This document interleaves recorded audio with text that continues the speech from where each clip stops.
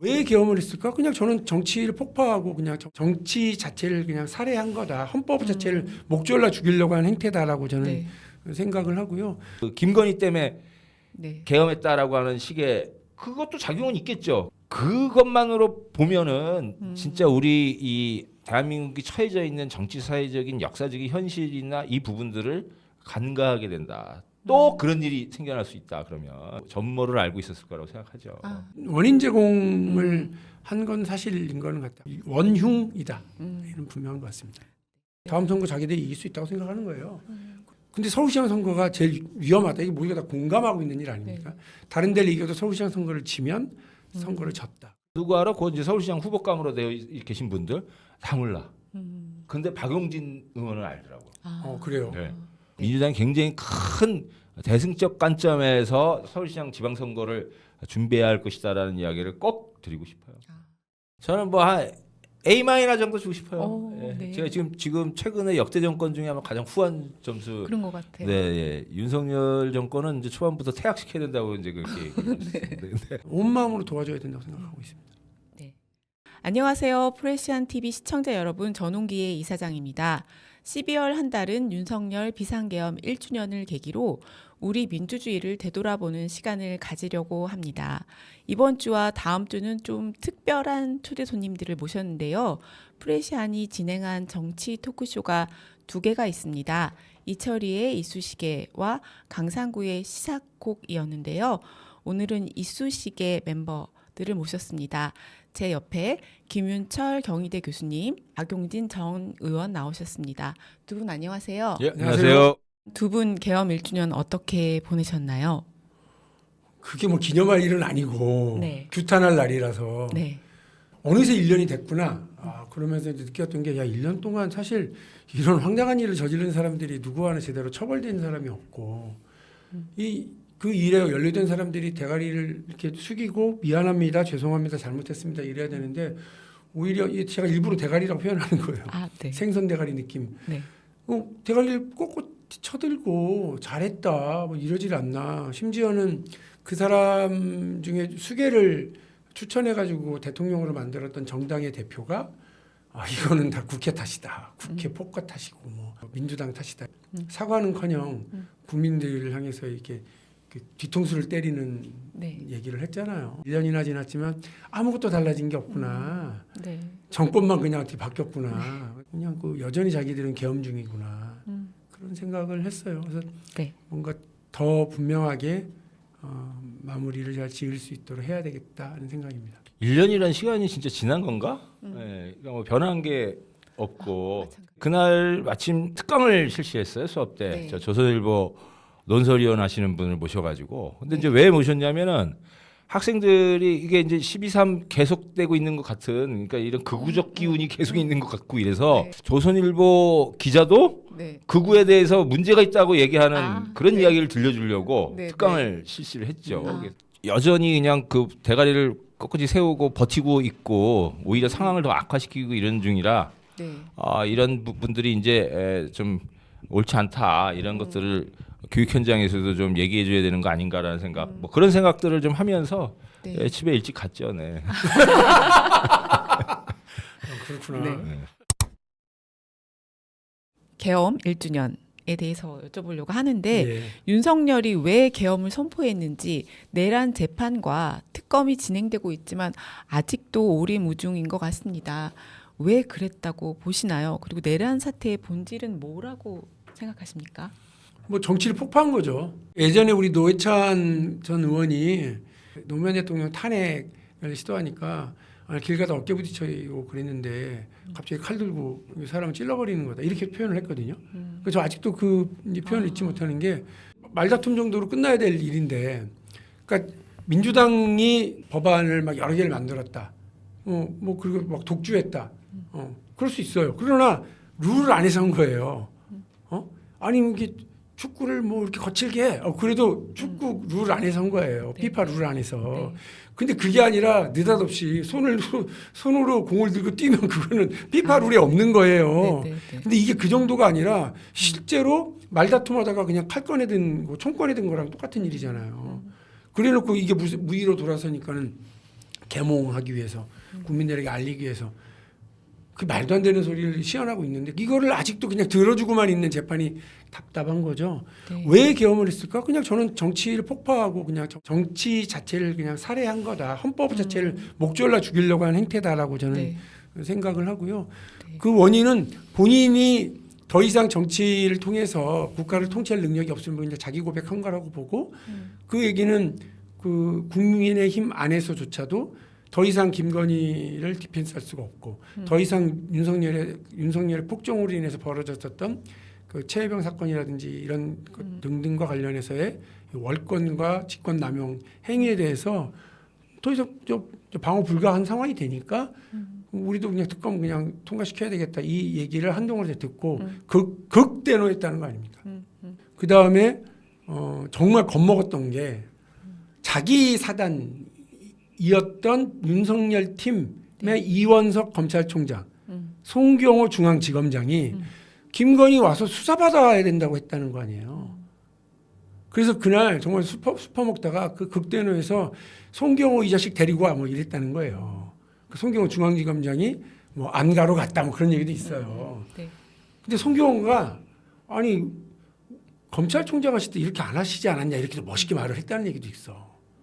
송경호라는 사람이 그렇거든요. 네. 그러니까 정말 따박따박 수사했던 사람으로 제가 알고 제가 그 양반을 처음 알게 된 거 직접 만나서가 아니라 그 삼성생명 제일모직 합병 과정에서 벌어졌던 네. 삼바에 대한 분식회계 수사를 이 사람이 맡아서 했는데 너무 원리 원칙대로 잘했다고 저는 기억을 해요. 네. 그래서 제가 방송에서도 그때 여러분 송경호 이름 기억하세요 이렇게 했었던 일이 있고 그때 저는 왜 그랬냐면 아니 재벌의 머리 숙이지 않는 검사를 제가 처음 봤다 그랬어요. 재벌의 머리 숙이지 않는 검사들 처음 봤다. 이 사람이 사람들 기억해야 된다 했는데 그날 그랬다는 거예요. 그러니까 얼마나 겁이 났겠어요. 그 윤석열은 네.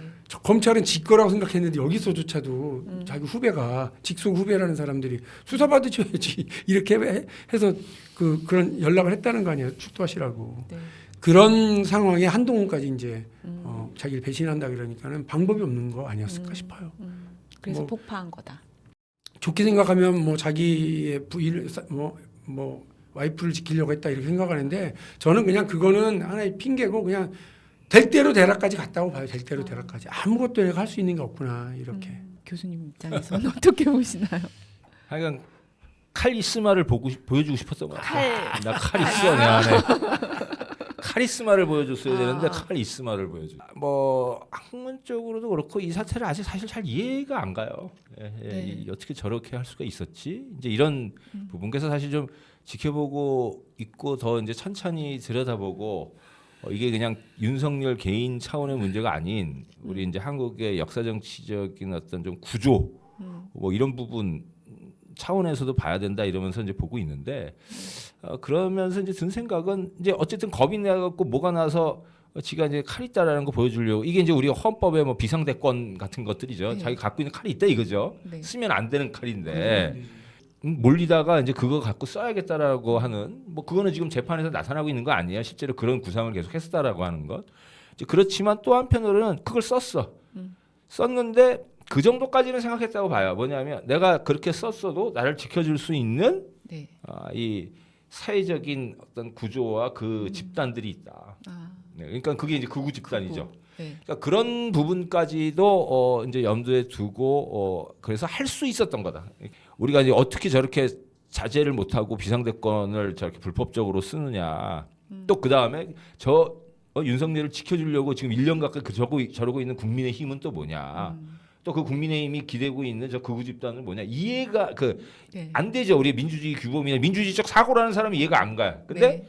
그게 한국이라고 하는 나라의 객관적인 현실이었었다 사실은. 그러니까 이제 그 부분을 우리한테 알려준 거고 지금 뭐 이재명 정부도 그렇고 우리 뭐 민주시민들도 그렇고 냉정하게 받아들이고 수용해야 할 과제다. 이게 그냥 어떤 이상한 사람. 네. 물론 그것도 보여준 거죠. 얼마나 이상하고 어떤 인간들 어떤 출신들이 정치를 하고 대통령을 하면 안 되는 거다도 보여줬지만 네. 그냥 그 사람의 개인적인 일탈 부분으로 이해하는 이러면 안 된다. 그러니까 저는 그래서 약간 우려하는 게 그 김건희 때문에 네. 계엄했다라고 하는 식의 그것도 작용은 있겠죠. 그것만으로 보면은 진짜 우리 이 대한민국이 처해져 있는 정치 사회적인 역사적인 현실이나 이 부분들을 간과하게 된다. 또 그런 일이 생겨날 수 있다. 그러면 이게 이제 구조를 바꾸고 네. 그러니까 우리가 저 2016, 17 때도 그랬고 요번 저 때도 그랬고 다 촛불과 응원봉이 사회 대개혁하자고 요구한 거 아니에요. 그러니까 이 부분을 다시 지금 새겨야 하는 그런 현실이 있었구나. 네. 제가 우리 프레시안 저 한번 인터뷰할 저기 저 좌담했었잖아요. 그때도 네. 제가 윤석열을 체제의 산물이라고 얘기한 적이 네, 있었는데 그런 차원에서의 이해도 굉장히 지금 시급하고 필요한 때인 거 아닌가. 12.3 내란이 그걸 보여준 거 아닌가라는 생각을 하죠. 지금 내란 재판이 진행이 되고 있는데 사실 많은 사람들이 좀 걱정을 하고 있습니다. 그리고 실체도 제대로 드러나지 않는 것 같고요. 특히 쥐규현 재판장에 대한 걱정이 매우 큰데요. 제가 지난주에 유승익 참여연대 사법감시센터 소장님하고 인터뷰했는데 최악의 경우 윤석열 공소기각이 나올 수도 있다는 말씀까지 들었는데 좀 어떻게 보시는지요? 법률 전문가는 아니니까 근데 네. 그럴 수 있을 것 같아요. 그럴 수 있을 것 같고 지금 제가 대한민국 사법부는 이게 이제 약간 왜곡된 엘리트 구조예요. 그러니까 이 제가 앞서 말씀드렸었던 그런 아주 저기 이 극우적 집단들이 윤석열 같은 사람을 계속 지지하고 지키려고 할 수 있는 이런 이제 그 정치 왜곡적 현실들을 이 사람들도 그게 한국이지라고 생각하는 것 같아요. 그래갖고 어느 정도냐면 이걸 윤석열을 정말 처단하고 뭐하고 해가지고 저 민주당이나 이런 쪽에 힘이 촥 쏠려가는 것 이룰 수 있는 것들에 대해서 굉장히 이제 우려하고 있다. 이게 네. 좀 왜곡된 엘리트 의식이죠. 네. 이런 가운데 굉장히 이제 이 내란을 그리고 그 윤석열의 그 일탈을 그냥 한번 에피소드 해프닝 정도로 이런 이제 전 치부하고 할 그런 생각도 있는 것 같아요. 그게 그리고 네. 그게 대한민국 전체에 더 안정이나 이런 부분들에 더 좋다라고 하는 굉장히 이제 뭐 이게 이제 왜곡된 사고 이런 걸 할 가능성도 있는 게 지금의 사법부가 보여주고 있는 행태 아닌가라는 생각이 들고 네. 여러 가지 논란은 있지만 네. 그 내란 재판 이제 네. 전담 재판부를 만들다나 뭐 등등에 대해서 이거는 지금 좀 진짜 그렇게 해야 할 상황이 아닌가라는 생각이 저는 하고 있죠. 그러니까 의원님은? 이례적인 상황에 대해서 좀 이례적으로 대응을 해야 되는데 그 특별한 상황, 특수한 상황에 아주 일반적인 태도를 보이고 있으니까 열받는 건 거죠. 네. 그러니까 사건이 벌어진 지 15년 만인가에 광주에서의 그 학살 책임을 묻는 네. 불법 계엄과 관련된 쿠데타와 관련된 처벌을 시작했음에도 불구하고 네. 그때 윤관 대법원장 시절에는 전담 재판부까지는 아니지만 진짜 신속 재판부를 만든 거예요. 네. 경험 많은 재판부에서 이것만 해, 이거 똑바로 해, 제대로 해. 이게 분명히 했던 사인이었거든요. 네. 지금은 그렇지 않죠. 지금 솔직히 그렇지 않기 때문에 국민들이 온갖 불안감을 가지고 계시면서 이거를 지금 지켜보고 있고 이게 또 방송을 하지 말았어야 돼. 하는 거 보니까 이게 장난하나 싶은 거 아니야 지금. 저 방송을 이렇게 중계를 보니까 네. 저기 지금 우리 제정신인 재판부에 이 길 맡겼나? 이런 걱정이 막 스물스물 올라오잖아요. 네. 계속 시들시들 웃어가면서 이렇게 네. 하니까 저는 이제 그럼에도 불구하고 이런 모든 절차 과정이 저쪽은 총을 들고 불법적으로 진행했지만 그거를 제압하는 과정도 시민들의 그냥 열정과 참여와 국회에서의 표결로 정리해 버렸거든요. 네. 저는 진짜 그거 대단한 힘이었다고 해요. 민주주의 대한민국 공화국이 가지고 있는 이 공화국이 시민들의 힘이 대단했다고 생각을 하고 네. 그 짧은 순간에 부타타타 판단했던 국회 지도자들, 야당의 지도자들도 훌륭했다고 저는 봐요. 근데 저도 그냥 일개 시민이잖아요. 네. 근데 이거 하면서 봐. 이런 골 때린 일을 했단 말이야.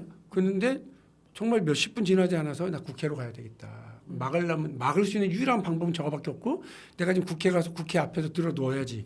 탱크가 와 있으면 그 앞에 올라가서 지랄을 떨다가 잡혀가더라도 그 생각만 딱 하고 갔거든요. 근데 가보니 저만 온 게 아니고 몇백 명의 시민들이 있더라니까요 벌써. 그게 대단한 일 아니에요? 그리고 계속 사람들이 몰려드는데 난 거기서 끝났다고 봤어요. 이거 오늘 밤 못 넘기겠구나 저놈들은. 시민들도 놀랍지만 그 시간에 우리가 도착할 시간에 계엄군이 국회를 둘러싸고 있을 거라고 생각했는데 아무런 그런 조치가 안 보이고 경찰들은 내가 여기 왜 있지? 하는 그런 그 멍한 눈빛 이런 걸로 시민들 그냥 멍청하게 쳐다만 보고 있더라고요. 아 이거 좀 안 되는구나. 이게 게임 끝났구나 싶은 생각을 가졌고 근데 지금 이걸 처벌해가는 과정이 답답하죠. 저도 답답하지만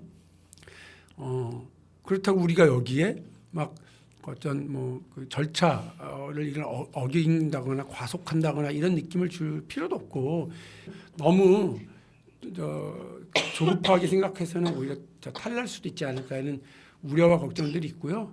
저는 직위원 재판부에 대한 불신은 있지만 재판 결과에 대한 부분은 사형 나올 거라고 봅니다.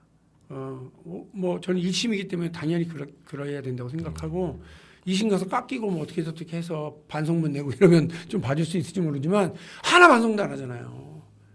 그래서 난 사형밖에 없다고 봐요. 그리고 그거를 나는 직위원도 알고 있을 거라고 생각해요. 그러니까 직위원이 석방시켜줄 때 사법적인 아주 법률적인 논리가 있더라고요. 이거 잘못하면 공소 자체가 기각될 수도 있겠구나라고 하는 우려가 이미 그때 이게 지금 그때도 지금 이거 그 공소권 누가 가지고 있어? 이거 가지고 논란도 막 되고 그랬잖아요. 수사가 이게 제대로 된 거야? 경찰과 협업이 제대로 되는 게 맞아? 막 이런 논란들이 있었는데 제도적인 허점이 어쨌든 이런 공소기각 혹은 무죄 당연히 대통령의 역할이었다 이런 결과는 나오지 않을 거라고 믿고 있고 윤석열 사형 언도 그 역사적 단죄 법률적 단죄를 하는 그런 결과를 나왔으면 좋겠습니다.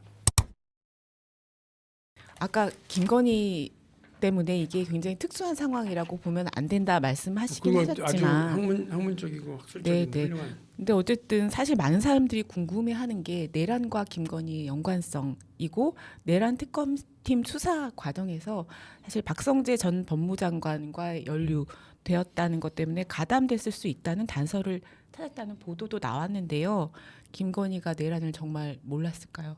저는 알고 있었다고 해요. 알고 네. 있었고 굉장히 적극적 행위자였을 거다. 네. 이제 그간의 그 부부관계뿐만 아니라 윤 정부가 출범한 이후에 그 생겨난 정황들을 보면 저는 알고 있었을 거고 이렇게 해 저렇게 이렇게 지시하지는 않았지만 그 같이 앉아가지고 다 이렇게 듣고 전모를 알고 있었을 거라고 생각하죠. 예. 네.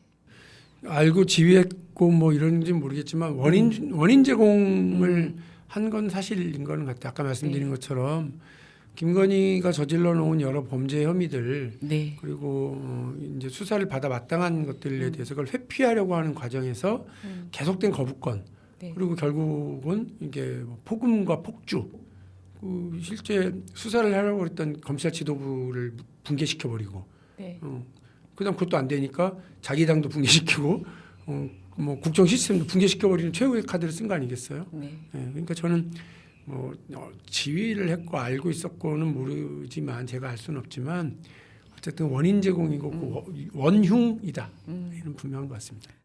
김건희 특검이 김건희에게 징역 15년을 구형하고 그다음 내년 1월 28일 날 선고할 예정이라고 하는데 워낙 연루된 혐의들이 많긴 한데 김건희 특검 수사 어떻게 보시는지요? 일단 형량이 구형량이 15년이 만내 정내 이런 거 별 사실 의미 없는 거고요. 네. 저는 이제 단죄될 거다. 그리고 많은 혐의와 관련해서 단죄될 텐데 지금 이 특검을 하면서 그 민중기 특검이 좀 말이 많았잖아요. 네.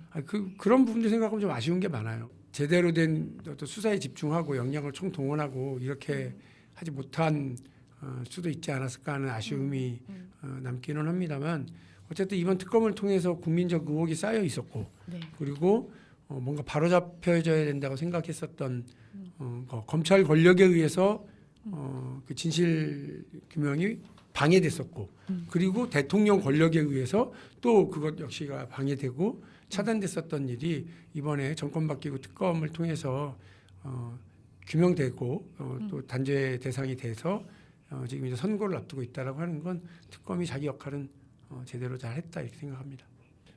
단죄를 해야 되는데 근데 이제 그 정청래 대표가 하여간 2차 종합 특검 추진한다고 저는 해야 된다고 봅니다. 요새 이제 그 언론 보도 보니까는 민생 안 챙기고 자꾸 이거 이제 내란 심판만 네. 하려고 그러고 네. 팔아먹고 있다라고 해가지고서는 뭐 네. 지지도가 저 악영향을 주고 있다 뭐 이런 기사들이 이제 있던데 그거는 이제 그 좀 특정한 이제 그 굉장히 정파적 시각이 담긴 기사들인 것 같아요. 예, 그러니까 그런 거는 언론 자체가 정당 지지도 문제와 이거 사실 별개로 취급을 해줘야죠. 이건 이제 저 단지 해야 될 문제인데 이제 그거를 공당이 하고 있는 것 자체를 그 정당의 지지도 문제로 해가지고 악영향을 주고 있다라는 식으로 몰고 간단 말이에요. 굉장히 그 나쁜 언론 행태라고 저는 보고. 그런데 이제 다만 그건 있죠. 그러니까 이제 집권당 당수가 자꾸 이제 앞에 나서서 내란 심판 막 이럴 거는 아니다. 네.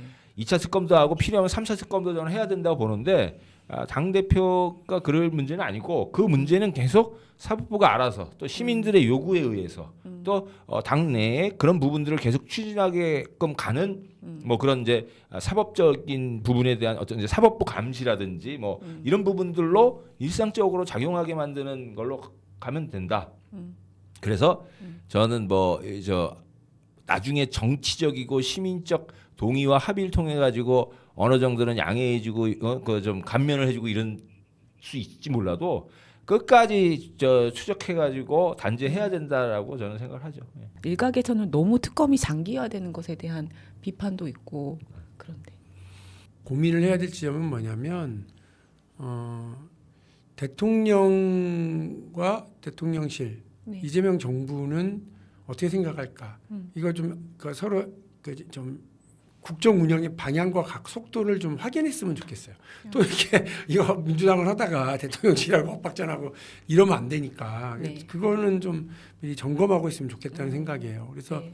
대통령은 제 느낌엔 그 지방선거를 앞두고 1심 판결이 내년 1월에 다 나오게 돼 있잖아요. 네. 그러면 그 부분에서 뭐 윤석열 사형 왜 저는 윤석열 사형 말고는 피해갈 길이 없다고 봐요. 1심에서 윤석열 사형 그리고 그 김건희 뭐 한 10년 이렇게 이제 한다고 칩시다.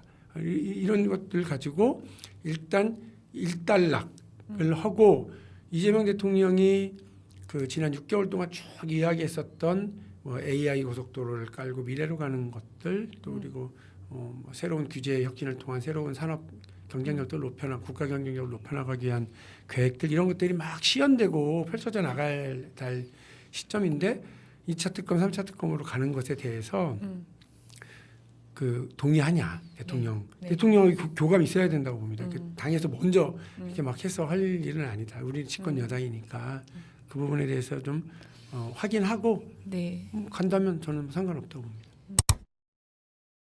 언론에서 사실은 네. 비판 여론을 만들어내는 부분이 있다고 했는데 사실 사법개혁 관련 이슈들을 보면 그런 네. 생각이 좀 많이 들거든요. 그래서 법원 대 이재명 정부 이런 식으로 이재명 정부나 여당 이런 식으로 갈등을 부풀리고 있는 그런 느낌도 좀 듭니다. 그래서 내란 전담 재판부나 아니면 법 왜곡죄 관련해서 위헌성 논란이 일고 있고 그걸 굉장히 언론에서 중요하게 다루고 있고 근데 또 한편으로는 문재인 정부 때 법무장관이었고 그다음에 조국혁신단 대표인 조국 대표도 사실 위헌성 논란이 있다고 지적하긴 했어요. 그래서 이 부분에 대해서 좀 어떻게 보시는지. 이게 그러니까 이제 위헌성 논란은 뭐 있을 수 있는 거고 그러면 위헌 여부를 피해갈 수 있는 방법이 없는 거냐? 그것도 아니잖아요. 네. 그러니까 저는 약간 이제 이런 이제 저 내란 전담 재판부를 만들거나 뭐 등등의 시비가 있다 그러면 정치인들이 할 문제는 이거를 그런 논란을 피하면서 이게 굉장히 시민적인 합의에 기초한 요구다. 이제 이런 부분을 가지고서는 이 진행을 하고 이래야 되는데 방송에 나와가지고 의견을 얘기하시는 그 의원들이나 이런 얘기를 들으면 시민들이 바라고 있느냐 아니냐에 대한 얘기는 없어. 전부 다 법기술적으로 이렇게 하면 피해가는 거고 아니다라고 하는 논란만 해요. 그러니까 자꾸 이 논란 속에 갇혀 있는 거죠. 그러니까 이게 이제 우리 저 헌정을 수호하려고 하고 내란을 심판하려고 하는 국민적인 뜻과 합의에 의해서 해야 된다. 그런데 법적인 부분 내에서 논란 부분이 있는데 그러나 이 부분이 이렇게 조치를 취하면 그건 위헌이 아니다. 이렇게 해줘야 되거든. 근데 이제 자꾸 그냥 시비만 붙는 거예요. 그러니까 언론도 그 시비만 갖다 받아 쓰는 거죠. 네. 언론 자체가 이게 실제로 국민적인 요구인지 아닌지도 좀 이렇게 탐사 보도도 하고 뭐 심층 취재도 하고 해가지고 할 수 있는 거 아니에요? 근데 네. 그거 갖고 장사하니까 이제 그런 언론 이제 환경에 놓여 있기 때문에 그런 건 이해가 하는데, 그래서 저는 이 아까도 뭐 내란 전담 재판부 해야 된다고 말씀드렸어요. 그러면 할 수 있는 방법을 찾아가면 되는 거예요. 그 찾아가고 문제는 이제 그게 국민들이 동의해 주냐의 문제가 있는 거죠. 그럼 이제 그것만 이제 체크를 하면 되는 거고. 그래서 아마 조국 대표가 쌀 제대로 안 씻고 밥 지으면 돌 씹다가 이 깨진다 뭐 이런 이야기가 그런 전 취지라고 생각해요. 제가 상당히 조국 대표 이런 비유도 하는 걸 보면서 놀랐는데 집에서 쌀 씻어보지 않은 사람은 알 수가 없는 일인데 쌀도 씻나 보네. 이제 이런 우리 참 요즘 돌에 있는 쌀이 어디 있습니까?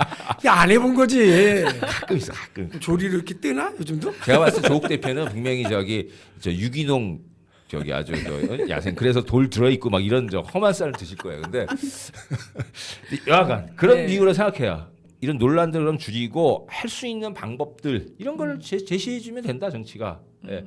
그리고 이제 사법부도 자꾸 버팅기려고 하고 있고 그러잖아요. 네. 사법부도 이러이러한 방법이 있고 또 이러이러한 길이 있습니다. 근데 그런데도 전단재판부를 하면 또 이런 무리가 따르고 뭐합니다. 이런 얘기 해주면 될 거 아니에요. 근데 그건 어차피 왜 위원이나 등등의 부분은 국회에서 국민 대표들이 정하면 되는 건 문제니까 그런 선택의 부분을 주면 되는데 네. 입법부나 행정부하고 싸우려고 그러고 뭐 이런 사법부도 그러니까 지금 이게 권력 분립이라고 하는 문제가 아니라 그냥 이 삼부 간의 이 쟁투를 자꾸 유도하는 방식으로의 이 부분을 넘어서야 된다. 그 해안을 정치하시는 분들이 빨리 생각을 해내 갖고 그걸 실시해야 된다 생각하죠. 그 법률 내에서의 헌법, 그러니까 사법부의 독립을 해칠 만한 어떤 조문이 있고 특히나 그 이제 판사 추천, 그러니까 재판부 구성과 관련된 추천 권한이 누구한테 있느냐를 놓고서 상당히 논란이 있을 수 있다 이런 거잖아요. 그 민주당 안에서도 그런 우려와 걱정들이 있었던 것 같고 네. 또 하나는 이런 법을 만들게 되면 무조건 땡큐 윤석열로서는 땡큐 그래서 네. 바로 네. 위원 심판 제청한다 네. 이런 거 아니에요? 네. 그러면 그렇게 되면 재판이 이제 중지되게 돼 있기 때문에 신속 재판을 원하는 민심과 역행하는 어떤 부작용이 네. 또 나올 수 있는 것 때문에 우려가 있는 이 두 가지잖아요. 이 두 가지를 다 일소할 수 있는 방법을 찾아야죠. 그거 못 찾고 법을 일단 만들고 보자로 가는 거는 저도 동의가 어려워요. 저는 내란 전담 재판부 필요하지만 이것 때문에 오히려 신속 재판이 발목 잡히고 네. 이렇게 되면 그거 어떡하냐 걱정. 다행인 건 어쨌든 대통령이 이렇게 얘기를 해서 1심이 아니라 2심에서 적용하는 걸로부터 시작을 했으니까 약간 시간이 더 있는 거예요. 네. 그래서 그 기간에 제대로 된 어떤 이런 위헌 논란뿐만 아니라 그 재판 지연에 대한 우려도 씻을 수 있도록 네. 잘 법률 잘 만들 거라고 생각합니다. 네. 국힘 이야기를 좀 해볼까 하는데 국힘이 이제 천막농성에 돌입했습니다. 이른바 8대 악법을 저지하겠다.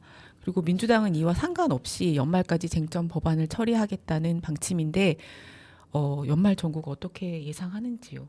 근데 일단 그 8대가 뭐예요? 너무 많은 것 8대 같은데. 되게 많아요. 그 방금 말씀드렸던 내란 전담 재판부, 그다음에 법 왜곡죄, 대법관 증언 저지, 필리버스터 관련된 법. 하여튼 저도 다는 모르겠는데 하여튼 그 8개. 나머지 반은 어디 갔어? 찾아보십시오. 근데 네. 이런 게 이제 나는 근데 장동혁이 정치력이 한계라고 봐요. 지금 이게 8대로 늘려놓을 때야 지가 진짜 답답한 사람인 거예요. 내가 만일에 야당 대표면 통일교로 집중하겠다. 그러려면 어떻게 해야 돼? 나경원부터 쳐내야지. 자기들 연관되어 있는 사람부터. 지난번에도요. 이른바 외통수 걸렸어 했었거든요. 그러니까 대장동 항소 포기 관련해서 외통수 걸렸어 했는데 그 바로 다음 주에 자기들 문제 걸리니까 이거는 항소할 수 없다. 뭐 항소 포기해라. 뭐 이렇게 바보들이에요 그냥. 이리 가면 와 저리 가고 저쪽으로 꽃 날리면 저쪽으로 몰려가고. 그 동네 애들 동네 꼬마 녀석들 추운 줄도 모르고 연달아 왔다 갔다 하는 그런 그 수준의 정치를 네. 하고 있으니까 팔대가 뭔지는 정치의 고관여층인 나도 모르고 취재 총괄하시는 이사장님도 잘 모르고 뭐 아무도 관심이 없어요. 저도 몰라요. 예, 아, 우리 교수님도 정치 전공하시는 교수님도 모르시고 이러니 저 바보들은 이 추운 날 왜 천막을 쳐? 이게 다야. 그리고 막 추워 이런 것도 아니고 막 당당한 척을 하려고 그러고 옷은 더럽게 두텁게 입고 나와가지고 아무런 감동도 없고 네. 민주당으로서 겁도 안 나는 이런 일을 하는 거잖아요. 네. 그 지금 만일에 통일교다 그러면 그 읍참 마속하고 시작해야지. 근데 그런 것도 못해. 기껏 누굴 자르려고 그래? 한동훈 하나 자르려고 그래. 답답한 사람들인 거죠. 네. 정치를 좀 대국적으로 할 줄 알아야 되거든요. 그러니까 쪼잔한 정치를 이렇게 했사니 저는 장동혁 대표가 처음엔 제가 좀 멀쩡한 사람이다 이렇게 얘기했거든요. 아 처음엔요? 처음에 그랬어요. 아. 멀쩡한 사람이니까 저 어떻게 저 중도 확장하고 이러면 우리한테 큰 일 난다. 이러니까 저 민주당도 긴장하자 이렇게 얘기를 했는데 제가 그 말 취소했습니다. 네. 생각보다 더 이상한 사람이에요. 그래서 어쩜 저렇게 정치를 엉망으로 해요. 그다음에 저렇게 쪼잔하게 해요. 그래서 저 아마 빠르면 12월을 못 넘길 수 있다. 그런 생각도 들어요. 네. 빠르면 12월을 못 넘기고 이번 겨울에 진짜 뜨거운 겨울 될 거예요. 장동혁은 진짜 그 국민의힘이 뜨거운 겨울을 지내게 되면 쫓겨날 거예요. 근데 네. 저기에 좀 그런 조짐들이 있잖아요. 네, 사실. 찐윤들도 이렇게 얘기를 하고, 친윤들도. 예, 네. 저는 그리고 사실은 더 큰 어떤 충격은 이뇨한 의원이 의원직을 사퇴했을 때였어요. 그래서 그게 당내 어떤 그 쇄신과 개혁의 바람으로 갈 것 같으냐 했더니 기자들은 또 아유 뭐 그냥 저기 그냥 갑툭튀지 이렇게들 본다는 거예요. 좀 더 지켜봐야 될 것 같고요. 그 국민의힘이 뭔가 그 자기 내부의 동력들을 만들어내게 될 경우에 장동혁도 날아가고 지방선거를 앞둔 민주당에게도 엄청난 사이렌 소리가 들릴 수 있겠구나 이런 생각을 합니다. 박용진 의원님 저 전망이 좀 맞았으면 좋겠어요. 예. 네. 근데 이제 국힘이 저는 잘 됐으면 좋겠어요? 아니 난 제가 우려하고 이제 있는 거야. 이게 요새 국힘 보니까 이게 지금 네. 천막 저 하고 뭐 하고 하는 게 이제 당내에 박근혜한테 배워라 이런 얘기가 나온다는 거예요. 그러니까 우리 저 박근혜 그 대표 4대 개혁 악법 노무현 정부 때 저지 이러면서 네. 그 차떼기 또 이제 하고 그러니까는 당사 팔고 저 네. 천막 당사로 갔잖아요. 네. 그러니까 제가 보니까 이게 장동혁 대표가 잘못 알아들은 거야. 당사를 팔 때입니다 그랬는데 팔 때 악법 뭐 이렇게 해가지고 당사를 팔아야 천막농성이 빛이 보는 거 아니야. 근데 그냥 목숨 걸고 한다라고 하는 거. 그러니까 그다음에 이제 읍천마속도 마찬가지고 뭐 그런 거를 하라는 얘기를 팔 때 악법 이렇게 이제 잘못 알아들은 거라고 생각을 하고. 그래서 이제 지금 뭐 읍천마속도 안 하지요. 그다음에 뭔가 이제 결단한다 그러는데 결단하는 이유는 전부 가가지고 집회 가서 큰 소리 치는 거밖에 안 되잖아요. 네. 예. 그 요번 겨울에 날아갈 것 같진 않아요. 왜 그러냐면 그럼 언제쯤 나갈까요? 이제 그게 이제 이게 저 우리 이재명 정부나 민주당한테는 이제 되게 이제 뼈아픈 이야기일 수는 있지만 사실은 이제 굉장히 전 이재명 정부 잘하고 있다고 보거든요. 더 잘하고 있는 부분이 더 많다고 봐요. 예, 네. 그러니까 근데 그 다음에 대통령의 역량도 굉장히 훌륭하고 그런데 이제 이게 있어요. 그러니까 여전히 그 대장동 문제나 등등이 정치적으로 악용되고 있는 거는 사실이지만 저는 그 계속 약점을 안고 있는 정부라고 생각해요. 대통령도 그렇고. 그래서 뭐냐면 국민들이 선뜻 국민의힘 팍 버리고서는 그냥 이재명 정부와 민주당으로 팍 가버리고 이러지 않는다는 거예요. 계속 어떤 힘의 균형과 이 부분 상태에 놓여 있다는 거죠. 이런 상황에서 국민의힘은 뭐냐면 계속 시간을 벌어야 돼. 그리고 당내에서 그 부분이 있어요. 그러니까 네.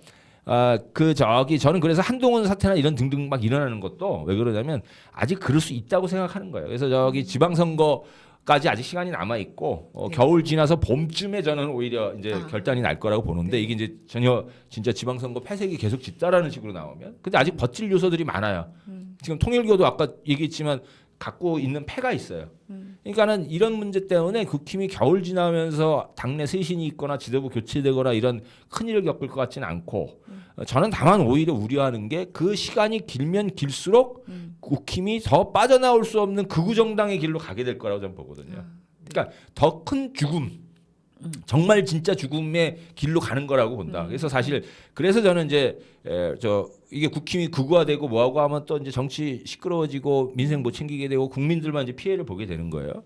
그래서 국힘이 빨리 이번 겨울에 쇄신에 성공하고 하는 길로 갔으면 저는 좋겠어요. 그게 네. 이제 국민의 입장에서. 네. 제가 좀 무슨 생각까지 하냐면 야 이거 안 되겠다. 제 이제 주변 우리 학자들이나 이렇게 사람들 이야기할 때 야 이거 정치를 좋게 하려면 우리 저 보수당을 빨리 정상화하는 그럼 우리 네. 한번 저 숙명의 길을 한번 걸어볼까? 뭐 이제 이런 이야기들도 그냥 농담만은 네. 아니에요. 네. 아. 근데 저는 좀 그렇게 보죠. 그래서 지금 제 개인적인 바람은 저런 이제 장동혁 지도부 같은 데는 빨리빨리 정말 바꾸고 합리 중도 보수 이런 이제 극우의 부분도 차단하고 그 다음에 정책으로 정말 승부하려고 그러고 그 다음에 대장동이고 뭐가 등등 자꾸 대통령 발목 잡고 하는 부분이 아니라 국정을 가지고서는 토론도 하고 논쟁도 할 수 있고 뭐 이제 이런 부분. 그러니까 조국 대표가 토론하자 그랬잖아요. 그런 등등 네. 이런 부분들을 오히려 국힘이 먼저 정책적 이슈를 가지고 하는 뭐 이런 부분으로 빨리 진짜 탈바꿈해야 되고 어떻게 보면 한국 정치 발전에 지금 아주 척도는 이게 가능성이 있어 좋아질 이 부분은 저 국힘이 달라질 거냐 아닐 거냐에 있는 것 같아요. 그래서 그래서 저는 사실 제안하고 싶은 게 뭐냐면 이 국힘을 그냥 저 나쁜 놈들이 이상한 놈이라고 냅둘 문제는 아니다. 이게 시민적인 압박이 들어가야 된다. 너희 정말 저렇게 안 좋아질 거야? 이게 보수적인 시민이나 이 부분들도 뭐냐면 그냥 민주당이 이재명 미워할 문제가 아니고 네. 국힘 좋아지게 만드는데 실천을 하셔야 돼. 그래야 보수적이고 뭐하고 하더라도 민주 시민으로서 살아갈 수 있는 그 소임을 다하는 거예요. 그래서 전 보수 개혁을 위한 시민 사회 운동 이런 걸 제안하고 싶어요. 아. 그런 부분에 누가 참여할 용이 교수님이 앞장서 아니 제 앞장은 아니고 네. 지방선거 이야기를 좀 해보려고 하는데요. 박용진 의원님이 최근에 피란체 식탁에 기고하신 글에서 서울시장 선거의 승리가 내란 종식의 마침표라고 주장하셨습니다. 예. 이게 무슨 의미인가요? 역사를 돌이켜 보면서 생각했던 거예요. 그러니까 뭐 이승만 독재는 사열혁명으로 무너뜨렸는데 그거는 1년 뒤에 5.16 쿠데타로 네. 이제 붕괴돼 버렸죠. 그리고 80년 서울의 봄의 그 뜨거운 열망도 이제 12.12 군사반란과 5.17 쿠데타로 또 그 이제 차갑게 식어버렸단 말이에요. 그리고 87년 6월 항쟁의 시민들의 그 노력도 노태우의 당선으로 그리고 그 촛불혁명으로 만들어진 문재인 정부는 또 정권 교체를 당해버린 거죠. 네. 그러니까 앞서 두 번의 이른바 그 역사적인 반동 세력들은 자기들이 힘이 있으면 총으로 와가지고 그냥 뭉개버리고요. 그 시민들의 열망과 어떤 혁명적인 움직임에 그리고 그 다음에는 선거를 통해서 이렇게 눌렀단 말이에요. 그러니까 지금도 저렇게 버티는 거예요. 다음 선거 자기들이 이길 수 있다고 생각하는 거예요. 그러니까 근데 서울시장 선거가 제일 위험하다. 이게 우리가 다 공감하고 있는 일 아닙니까? 네. 다른 데를 이겨도 서울시장 선거를 지면 선거를 졌다. 그렇게 되면 그 정치적 타격이 그야말로 뭐 집권 1년 만에 엄청난 부담으로 작용할 수밖에 없어서 여기 이겨야 그러니까 뭐 국민의힘한테 세미나를 통해서 가르쳐가지고는 토론회를 통해서 간담회를 통해서 가르치봐야 소용이 없어요. 바로 그렇게 또 윤석열 윤어게인 한다니까 그게 아니고 선거를 통해서 민심을 보여줘야 거기도 정신 차리겠죠. 그리고 내란 더 이상 내란이 맞아요. 윤어게인이 맞아요. 이건 다 중국 때문이에요. 신중 정부가 쉐쉐해서 문제가 생긴 거 이런 말도 안 되는 극우의 논란들도 사라질 수밖에 없겠다. 서울시장 선거 그렇게 중요하다는 말씀이에요. 서울시장 선거 딱 우리 이 다른 선거 이기고 그래도 서울 놓치면은 뭐 사실은 의미가 굉장히 퇴색되는 거고요. 예. 그리고 이제 뭐 대한민국에서 막 결국 조천 실천 서울고하고 이 서울의 민심이라고 하는 게 이제 굉장히 이제 중요하다. 근데 이 서울의 민심이 서울에 사는 사람들 이해관계도 아주 높고 그렇잖아요. 네. 그러면 이 사람들이 이제 선택한 것은 뭐냐면 단순하게 이제 정의감만 있는 게 아니라 실제 삶에 있어서 실질적인 문제 때문에도 선택했다라는 의미가 되는 거고. 네. 그래서 이제 그 내란 세력이나 등등은 실력으로도 또 이제 그 어떤 정치적인 의미로도 선택받지 못했다라고 하는 걸 알려줄 수 있는 선거인 거죠. 그래서 민주당이 선거 꼭 이겨야 된다고 보고 저는 그런 의미에서 우리 저 박용진 의원 같은 분이 아주 네. 서울시장 후보로 탁 나서고 그러면 참 좋겠다라는 개인적 생각을 해요. 제가 학생들한테 야 요새 저기 그 아는 정치인들 얘기해봐 그러면 잘 몰라요. 요새 그 민주당에 그 거론되는 서울시장 후보들 이렇게 좀 있잖아요. 네. 그분들 이렇게 제가 서울시장에 뭐 관여하고 싶어서 그런 건 아니고 특강을 불러야 되는데 누굴 불러야 되는데 학생들이 좀 아는 분을 불러야 관심을 가질 거 아니에요. 네. 물어봐요. 누구 알아? 그 이제 서울시장 후보감으로 되어 계신 분들 다 몰라. 근데 박용진 의원은 알더라고. 그래요. 네.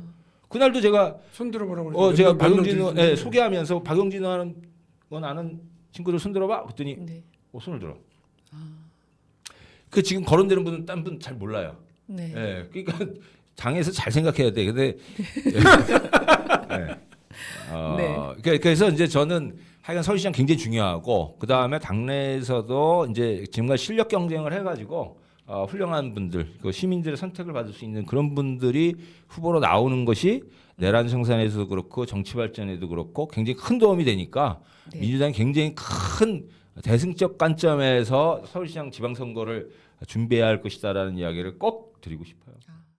이재명 대통령이 최근 정원호 성동구청장을 공개적으로 칭찬했고 뭐 요거를 계기로 이제 정원호 구청장 같은 경우 이제 후보 반열에 본격적으로 오른 것 같고 오늘 박주민 의원도 이제 기자회견을 했고 지금 김인철 교수님이 박 전 의원님 추천했는데 네. 의향이 좀 어떠신지요?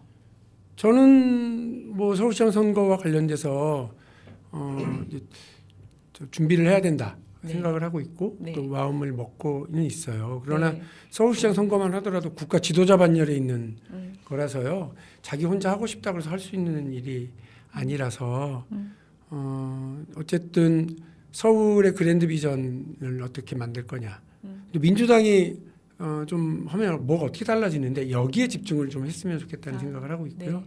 대통령이 정원호 저 구청장을 이렇게 구청장으로서 잘했다 이렇게 칭찬한 걸 가지고 막 여러 해석들이 많은데 저는 그냥 잘한 걸 잘했다고 그러는 건지 뭘 잘하셨어요. 끝. 네. 그리고 오세훈 시장 쪽에서 그거를 막 정치 개입이고 선거 개입 아니야 막 이렇게 했다고 그러길래 정치를 좀 대국적으로 합시다. 그 잘하면 잘했다고 그러면 되지. 이거 당신의 시정을 구단위에서 구현했던 사람인데 당신도 칭찬 좀 해라 그랬더니 바로 또 칭찬하대. 그런 거고요. 저 박주민 의원이 출마했다는 소식에 저 SNS에 화이팅! 네. 우리가 뜨거운 겨울을 만들어 보자 이렇게 했고요. 화이팅! 네, 싸워보자. 싸워보자는 거 아니야? 화이팅! 이거 붕어패 잘해 이렇게 응원을 해주는 뭐 글을 짧게 달았어요. 네. 그 그래야 된다고 생각해요. 그래서 민주당의 서울시장 후보로 나가려고 하는 사람들이 자기가 생각하는 서울시의 변화, 자기가 생각하는 민주당의 변화 이렇게 달라질 거다. 네. 맘 단위가 네. 뉴욕시장이 된 게 여러 가지 의미가 있어요. 일단 제일 큰 귓방망이를 맞은 건 트럼프죠. 네. 그러나 맘 단위가 됨으로 인해서 민주사회주의를 주장하는 맘 단위가 됨으로 인해서 버니 샌더스가 가지고 왔었던 충격은 외부에서 충격이에요. 민주당한테. 월가에 돈 많은 부자들하고 친하게 지내고 입으로는 평등과 정의와 이렇게 뭐 사회복지를 얘기하면서 럭셔리하고 네. 뭐 이렇게 알마니 좌파라고 불리는 이런 사람들이 에르메스 차고 이렇게 댕기면서 그런 거에 밥맛 없이 했었던 사람들이 민주당 지지자들 중에 많거든요. 네. 그 민주당을 변화시켜내는 일을 상징적으로 또 한 거예요. 그래서 아마 뭐 내년 중간 선거를 앞두고 민주당도 아마 그 맘단위 충격이 여러 가지가 있을 거라고 봐요. 그럼 지금 민주당이 우리 시민들에게 국민들에게 주고 있는 기대감도 있지만 실망감도 있고 또 어떤 뭐 요청에 대해서 제대로 따르고 있지 못하는 면들도 있고요. 그리고 혁신화라고 그랬더니 오히려 기득권 세력처럼 보이고 특히나 20대들이 볼 때는 기성세대를 대변하는 정치 세력으로 이렇게 가고 있다 이렇게 보는 것 아니겠습니까?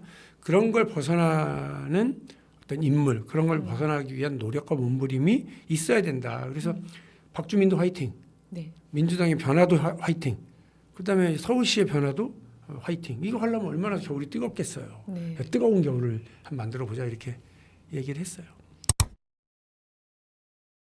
마지막으로 이제 이재명 정부가 6개월 지났습니다. 그래서 정치학자가 평가하는 이재명 정부 6개월, 그리고 정치인이 바라본 이재명 정부 6개월 궁금합니다. 그래서 각각 좀 의견 말씀해 주시면 감사하겠습니다. 이제 언론이나 이런 데서 저 물어보면은 뭐 네. 학점으로 주시면 뭐 얼마니까 그러니까 이제 네. 교수니까 그렇게 하는데 저는 뭐 한 A 마이너 정도 주고 싶어요. 오, 예. 네. 제가 지금 최근에 역대 정권 중에 아마 가장 후한 점수. 그런 것 같아요. 네, 예. 윤석열 정권은 이제 초반부터 퇴학시켜야 된다고 이제 그렇게 얘기했어요. 근데 잘한다. 근데 왜 잘하느냐? 이제 이 뭐 저는 그러니까 이 대한민국에서의 이제 실용 중도 보수 이런 이야기도 하고 그랬는데 이제 그런 부분 구애받지 않으면서 하여간 국익을 최대화하려고 하는 진심을 갖고 있는 것도 맞고 그다음에 이를 이제 처리하는 방식이나 뭐 대응하는 신속성이라든지 이런 부분들 이런 것들이 굉장히 이제 정말 잘 준비를 한 정말 대통령을 하고 싶었나 보다. 이 권력은 갖고 싶어하는 사람이 어떻게 할 줄 안다고. 그래서 네.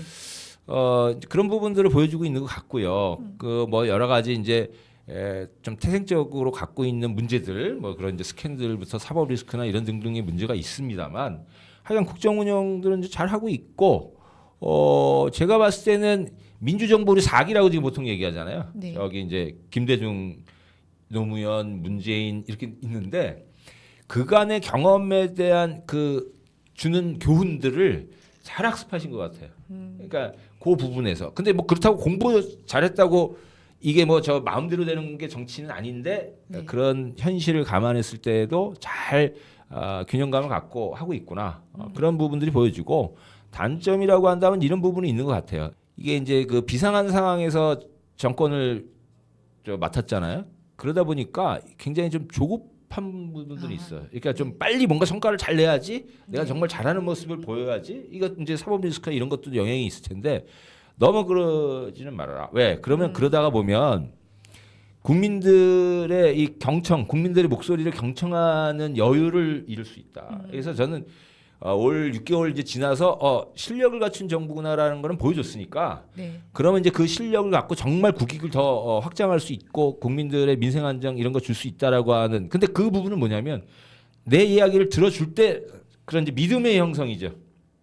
그래서 국민들이 그런 사법 리스크나 저는 국민의힘의 내란 세력들의 시비나 이런 부분들 전혀 중요하지 않고 국군이 가라라고 하는 거. 이게 이제 경청하는 그런 여유들을 가져야 된다. 그래서 6개월 부분 내에서 점검하고 또 앞으로 어떻게 해야 될 거냐라는 거를 전 요번 연말 6개월 이제 지났으니까 국민들 만나가지고 이제 듣는 시간들 이 부분을 겨울에 동계 훈련이라 그러죠. 좀 정부 운영도 동계 훈련적인 이게 호흡 가다듬는 그런 부분도 꼭 가져야 할 것이다라고 생각을 합니다. 6개월 하고 나서 생각을 해보니까 제가 산수도 잘 못하는데 네. 10분의 1이 지난 거예요. 많이 지났어요. 많이 지난 거예요. 깜짝 놀랐어요, 사실은. 그리고 이제 또 6개월이 지나면 5분의 1이 지난 거예요. 그러니까 이렇게 보면 시간이 사실 정말 얼마 없구나. 네. 이렇게 생각이 들고요. 근데 지난 6개월을 돌이켜 보면 그나마 나라가 좀 안정됐다. 이건 맞는 것 같아요. 네.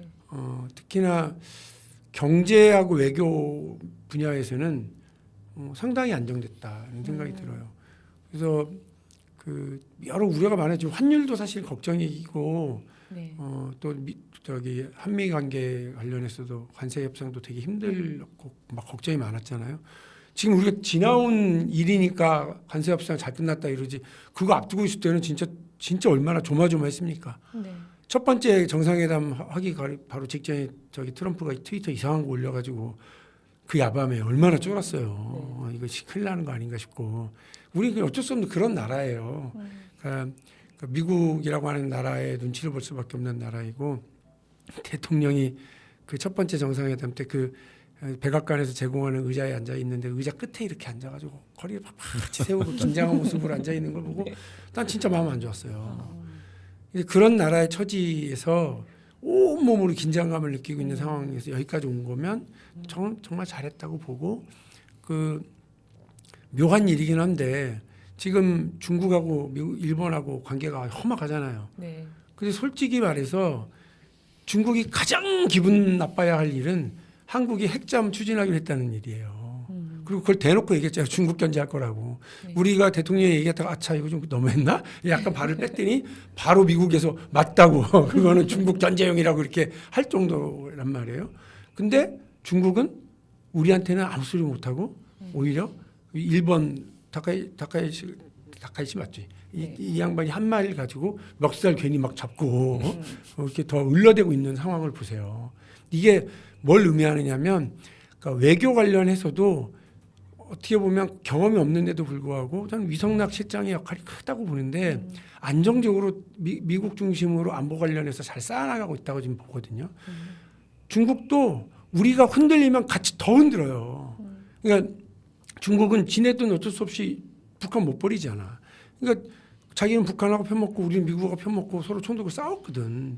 근데 그 일을 기억하고 있는 중국의 지도부는 한국이 흔들리면 저거 더 흔들어서 미국하고 떨어뜨려 놔야 된다고 생각하는 거예요. 근데 한국하고 미국하고 동맹이 더 공고해지면은 그거는 어쩔 수 없지 이렇게 생각을 하는 거지. 근데 동북아에서 중국이 한국하고 일본하고 동시에 적대해? 그럼 자기가 못 살거든. 그러니까 한국보다는 일본을 상대로 해서 정말 너희들이 펼치고 있는 한국과 미국과 일본이 펼치고 있는 동북아시아에서의 안보 전략과 이제 질서 재편이 기분 나빠. 너 잘 걸렸다 하고 그냥 일본만 지금 패고 있는 거라고 저는 해석하거든요. 그 잘 피해 나가고 있고 잘 관리하고 있고 정상화 시켜 나가고 있다 이렇게 봅니다. 경제도 외교도 그래서 이제 남은 4년 6개월 동안 네. 이제 10분의 9의 시간 동안 더 안정감 있게 하고 또 미래의 초석들을 쌓아나가야 된다. 대통령이 한미 관세 협상 끝났고 다다음 날인가 6대 개혁 과제 밀고 나가겠다고 얘기한 거, 전 진짜 공개적으로 잘했다고 막 이렇게 칭찬했어요. 너무 잘한 거지. 연금 관련, 교육 관련 이거 그 노동 관련 개혁 안 하고 어떻게 나라가 앞으로 나가요? 근데 그동안 안 했잖아, 비겁하게. 우리 정부 때도 못 했잖아요. 근데 하겠다 그러면 온 마음으로 도와줘야 된다고 생각하고 있습니다.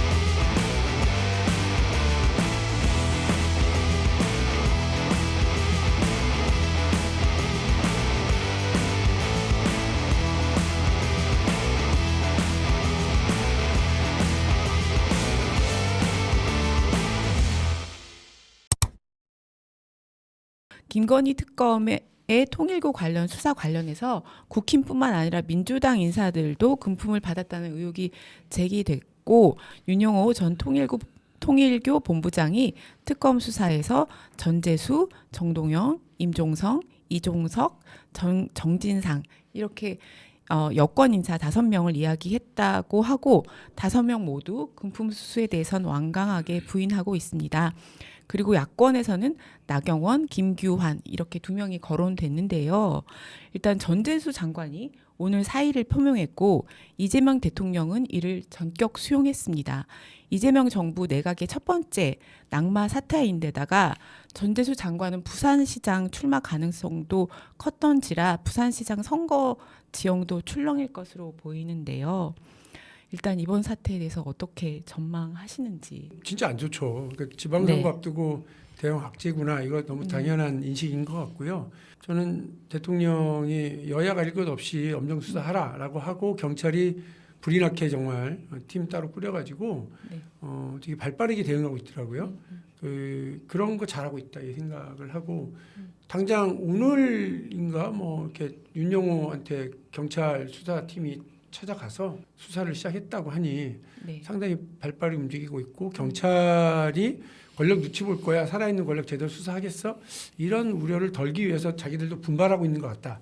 이런 일과 관련해서 진영 논리로 얘기해서는 안 된다고 봅니다. 저는 종교가 정치에 개입하는 거, 또 혹은 자기들의 영향력을 발휘해서 부당한 이익을 취하기 위해서 관계, 정계 등에 이렇게 발을 뻗치는 행위는 엄단해야 된다고 생각을 해요. 네. 대통령께서도 그런 의견을 천명했고 민주당도 지금 현재로서 그런 입장이 분명합니다. 네. 다만 이제 민주당의 주요 관계자들이 그 이제 연루가 되어 있다 이런 뭐 의혹이 나오고 있는데 통일교가 지금 거의 자기들은 벼랑 끝에 서 있는 거 아니에요? 네. 그래서 뭐 사실상 원톱이라고 할 수 있는 한학자도 네. 구속돼서 수사를 받고 재판을 받고 있는 상황이니까 지금 뭐 죽기 살기 네. 혹은 물귀신 작전 불에 빠진 사람이 아무거나 막 잡아 뜯는 것처럼 민주당 쪽에 그 사람들이 많이 엉켜 있다. 니 조심해라. 우리한테 함부로 대하지 마라. 이런 걸 협박 비슷하게 하지 않겠어요? 네. 그런 거를 잘 가려서 하려면 정확하고 신속한 엄정한 수사가 있어야 된다. 일단 수사를 지켜 보고 있습니다. 통일교가 제가 생각한 것보다 진짜 고약하다. 예. 이재명 대통령의 그런 이제 지시, 이제 신속하게 엄정하게 이제 처리하라고 하는 그 아주 잘 하신 거라고 보고, 네. 그다음에 이제 뭐 아주 전면 부인하고 있잖아요. 지금 이제 그 네. 의혹을 사고 있는 분들이 저는 뭐 그 부분을 믿고 싶고 이 뭐 통일교의 그간의 이런 행적들을 보면 이게 뭐 기본적으로 자기들이 이제 살아나려고 하고 그래서 이제 정치권을 좀 겁박하고 이제 이러면서 어떻게 좀 틈을 노리고 있는 거 아닌가. 특히나 뭐 우리 전재수 장관 같은 경우에는 지금 부산시장 그 네. 선전하고 있었던 거 아니에요? 그래서 네. 상당히 그런 정치 상황을 이용하려고 하는 거 아닌가라는 생각이 들고 네. 여기에 또 이제 그 이득을 보는 정치권들 부안해동 해가지고서는 막 이걸 이제 키우고 뭐하고 좀 확인해보고 하면서 천천히 갈 수도 있고 할 문제를 굉장히 그냥 초반부터 확 키워가지고서는 마치 이제 거꾸로 뜨리려고 하는 이제 그런 작용도 있는 것 같고 그래서 뭐 결국은 이제 뭐 수사 들어가니까 이제 지켜봐야 되겠지만 이게 한국 정치 뭐 이제 극우의 내란에 이제 막 저 종교 집단들의 이제 그 난동에 야, 이게 진짜 정리하고 좀 정돈해야 할 게 한두 가지가 아니구나라고 하는 걸 또 보여주는 사례 아닌가 싶습니다. 저기 나경원 네. 의원이요. 그렇죠. 네. 그분은 이번 판에도 꼈대. 아니, 그분은 그 이런 논란과 스캔들이 쉬지를 않아. 네. 얼마 전에 빠루 사건 겨우 하나 이제 아이고 벗어났다 했더니 또 이런 일이 벌어지고 그러는 걸 보면 네. 그분 진짜 구타하셔야 될 것 같아 한번. 이게 저기 좀 해서 씻긴 구슬하든 뭐 좀 구슬해서 네. 정리를 해야지. 끝도 없이 이런 와중에 네. 본인은 또 서울시장 나가려고 네. 하면서 네. 심판 역할도 한다고 하고 네. 그 좀 독특한 양반이에요. 그 산에 가야 돼 산에 그 굿하고 이럴 게 아니라 이제 산에 그 정치 가서 그만두고 머리 깎고 네, 자연으로 돌아가야 돼. 그죠? 그리고 이름 자체가 사실은 나 경원이잖아. 나 네. 경원해줘요. 나 이제 빨리 치워주세요. 이런 거 아니야 저기? 그런 뜻이에요 경원이? 뭐 그렇다 치고요. 근데 제일 약하고 좀 거시기한 개그가 이 남의 이름 갖고 하는 개그예요. 그런 거예요? 아니 근데 실망이야. 워낙 난리를 치니까 저기 진짜 이 양반 뭐 끝이 없이 저러는데 네. 제가 이제 이 와중에 제일 웃겼던 건 그런 거예요. 우리가 그 코치도 하고 선수도 하는 이런 경우는 우리가 봤잖아요. 근데 심판다고 선수도 하는 경우는 그런 축구는 난 본 적이 없어. 네. 그런 걸 뭐라고 그러지 한마디로 혼자 잘 놀고 있네. 이거 좀 웃기지도 놀고 않는 있네. 뭐 상황이에요. 이런 거죠. 예. 네. 그러니까 오세훈 시장이 속이 부글부글 한다는 거 아니에요 지금. 민주당이 끓이고 있는 명태탕보다는 이 나경원이 끓이고 있는 무슨 상이야 그거? 이거? 무슨 상이야 그거는? 죽도밥도 아닌 이상한 걸 끓이고 있는 거죠. 근데 자기 먹으려고 지금 그렇게 하고 있는 거 아니에요? 그러니까 오세훈으로서는 진짜 부글부글하는 모양이에요. 네. 나경원 의원이 어제 우원식 국회의장과 입틀막 논란이 있기도 했는데, 네. 네, 사실 근데 그것도 또 일각에서는 일부러 그런 강경 행보를 보인다. 그러니까요. 통일교에 뭔가 발목이 잡혀서 뭐 이런 음모론도 나오고 있어요. 나경원이 우선 의원인가 그럴걸요. 네. 근데 필리버스터 네. 한답시고 그 의제에도 맞지 않는 얘기를 먼저 나와서 하고 네. 그냥 앞장서서 저렇게 하고 있는 게 진짜 보기 싫어요. 저렇게 하는 이유가 통일교 때문인지 서울시장 선거를 앞두고 강성 당원들에게 뭐 이렇게 하는 사람일지 모르지만 어쨌든 지난 계엄 이후에 네. 뭐 계엄이 옳다 윤석열 뭐그 관저 앞에 가가지고 데모하고 했던 앞장섰던 나경원이 국민들한테 석고대죄해야 되는 입장 아닌가요? 그리고 또 이른바 대장동 항소 포기 때는 그렇게 길게리 날뛰더니 자기 문제 항소 포기할 때는 아무 말도 안 해. 가만히 검찰의 반응을 지켜보겠습니다. 이렇게 얘기하는 거, 진짜, 그 어떻게 저렇게 정치를 저렇게 해? 답답했어요. 그런 생각을 할 정도로 정치 지능이 있으신 분은 또 아닌 것 같아요. 왜 개인 비하를 그렇게? 네? 아니 왜냐하면 이분은 아까부터. 제가 그런 거 잘 안 네. 하잖아요. 제가 네, 굉장히 이제 학자로서 네. 그런데 이분은 정말 개인적으로 아주 자질에 대해 굉장히 심각한 회의와 그 진짜 국민적인 화. 그래서 아까 석고대자라고 말씀하셨지만 석고대자 필요 없어. 그냥 빨리 가. 이제 그냥 그럴 정도로 그래. 네. 이렇게 어떻게 정치를 엉망으로 하는가. 사실 저희가 이쑤시개가 10년도 더 된. 네. 네, 10년도 더 됐죠. 두 분 옛날 그때- 일이에요, 옛날 일. 그러니까요. 저 그때 되게 젊었어요. 되게 젊으셨죠. 그렇죠. 교수님도 머리가 네. 이렇게까지 하얗진 않으셨는데. 옛날 일이죠. 네.